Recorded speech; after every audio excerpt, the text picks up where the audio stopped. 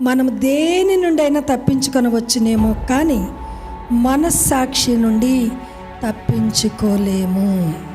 మనుషుల నుండి తప్పించుకుంటాం, కానీ మనస్సాక్షి నుండి తప్పించుకోగలమా? Anything under the sun can be cheated, but we cannot cheat our conscience. మన మనస్సాక్షిని చీట్ చేయలేము, మన మనస్సాక్షిని మోసం చేయలేము.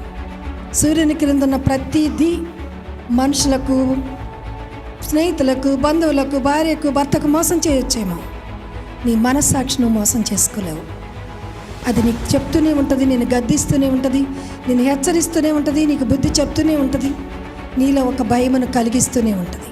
ఈ మనస్సాక్షి మనల్ని రేపు న్యాయ సింహాసనం ఎదుట నిలువబెట్టి దోషులుగాను నిర్దోషులుగాను తీర్పు తీరుస్తుంది. ఏం చేస్తుందంటే ఈ మనస్సాక్షి మనల్ని నిలబెడుతుందంట దేవుని ఎదుట దోషులుగాను నిర్దోషులుగాను తీర్పు తీరుస్తుంది. కాబట్టి ప్రతి ఒక్కరూ మనస్సాక్షి విషయంలో చాలా జాగ్రత్తగా ఉండాలి.